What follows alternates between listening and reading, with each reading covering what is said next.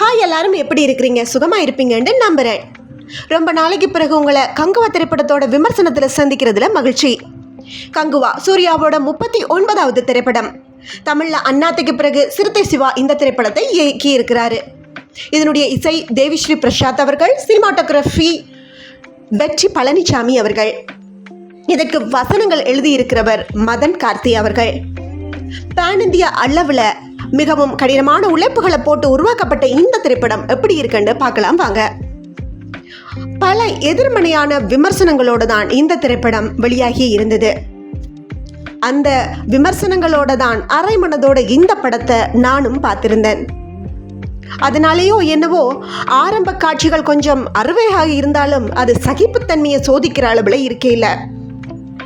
நாயகன் நாயகிக்கு இடையிலான அந்த காதல் காட்சிகள் ஒரே பாட்டில் ஆரம்பித்து ஒரே பாட்டில் முடிஞ்சது மகிழ்ச்சியாக இருந்தது.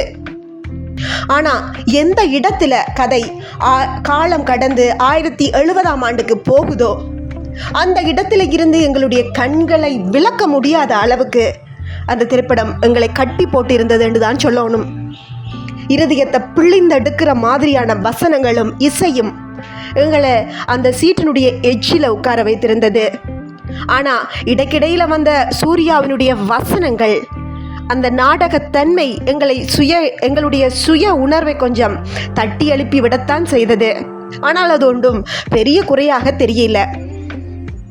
இறுதி காட்சி வரைக்கும், குறிப்பாக அந்த பழங்கால வில்லன் இறக்குற வரைக்கும், அந்த சிறுவன் நிகழ்காலத்தில் காப்பாற்றப்படுற அந்த காட்சி வரைக்குமே திரைப்படம் விறுவிறுப்புக்கு பஞ்சம் இல்லாமல், எங்களுடைய ரசனைக்கு குறை வைக்காமல் அருமையான விருந்தாகவே நகர்ந்திருந்தது. ஆனால் இறுதி காட்சியை பொறுத்த வரைக்கும் அந்த இடத்துல ஒரு பயங்கர கொடூரமான, என்னடா இந்த படத்தில் வந்த அந்த வில்லனை விட மிகவும் கொடூரமான ஒரு வில்லனை எங்களுடைய இருதயங்கள் எதிர்பார்த்து கொண்டு இருக்கைக்குள்ள அவர்கள் அறிமுகப்படுத்துகிற அந்த வில்லன் ஒரு நகைச்சுவைக்குரியவராக இருக்கிறதுனால எங்களுடைய இரண்டாம் பாகத்திற்கான எதிர்பார்ப்பு அந்த இடத்திலேயே சுக்குநூறாக நொறுங்கியிருது.